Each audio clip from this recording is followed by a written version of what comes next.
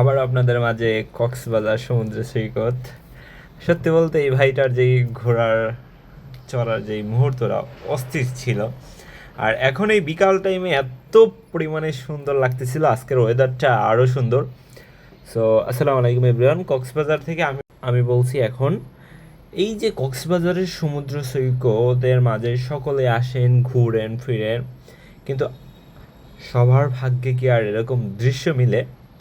So আজকের যে ওয়েদারটা, কিছু কিছু জিনিস আছে ওয়েদার ডিমান্ড, যেমন হচ্ছে আমরা বর্ষাকালে আমাদের খাবারের আইটেম অন্যরকম, গরমের টাইমে খাবারের আইটেম অন্যরকম, কিন্তু ওরকমভাবে যে আমরা স্বাদটা গ্রহণ করতে পারি সেম ততরূপভাবে আজকের যেই কক্সবাজারের ওয়েদারটা সো মাচ বিউটিফুল। সো ভাগ্যক্রমে এরকম ওয়েদারটা পেয়েছি। এইদিকে দেখছেন অনেক মানুষ, আজকের ওয়েদারের কারণে মানুষের অনেক অনেক ভিড় দেখা যাচ্ছে এই সমুদ্র সৈকতের বিচের পাড়ে এবং সাগরের পাড়ে।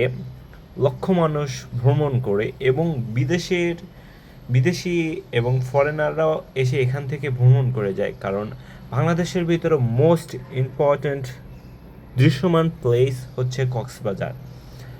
সো আই থিঙ্ক সবাই চেষ্টা করে হচ্ছে আমার দেশের সবচেয়ে সুন্দরময় জায়গায় আমি একটু ঘুরতে যাব। সো আশা করি সকলেই জানেন কক্সবাজার সম্পর্কে, কিন্তু এই কক্সবাজারের সৌন্দর্য ভিউ এবং এই কক্সবাজারের যে ন্যাচারাল পরিবেশ, আজকের ওয়েদার আপনাদের সাথে না শেয়ার করে পারলাম না, সেজন্য এই ভিডিওটা করা। আর সবচেয়ে কথা হচ্ছে কি, কক্সবাজারের যে ঢেউটা আসে, ঢেউটাও অন্যরকম সুন্দর, অন্যরকম।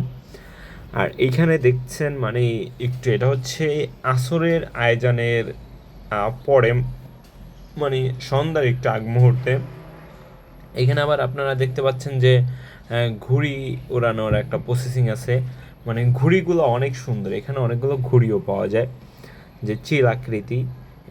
এখানে হচ্ছে অনেক অনেক মানুষ, আর বেশিরভাগ হচ্ছে এই যে ঘোড়ায়, এই ঘোড়া উঠতে আপনার মনে করেন টাকা নিতে পারে। আর আপনি সবথেকে বেশি সতর্ক থাকবেন হচ্ছে কিসের জন্য, এই ঘোড়ায় আপনি উঠবেন, অল্প একটু চালাবে, আপনার থেকে অনেক অনেক টাকার একটা ডিমান্ড তারা আবদার করবে, এবং তখন সেখান থেকে আপনাকে দিয়ে আসতে হবে, এরকম একটা বিষয়। আর তার আগে আপনারা হচ্ছে বলে বলে জিজ্ঞাসা করে ভালো মতো তারপরে উঠবেন। আর না হতে সবসময় যেখানেই ঘুরতে যান সবসময় সচেতন সচেতন থাকার চেষ্টা করবেন, কারণ হচ্ছে প্রতিটা জায়গায় সিন্ডিকেট আছে।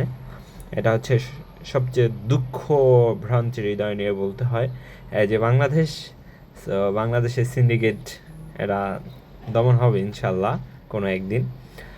সো আমি মনে করি আমাদের এই বাংলাদেশের ভিতরের এই পর্যটক কেন্দ্রটাকে আরও সুন্দরভাবে সাজানো উচিত।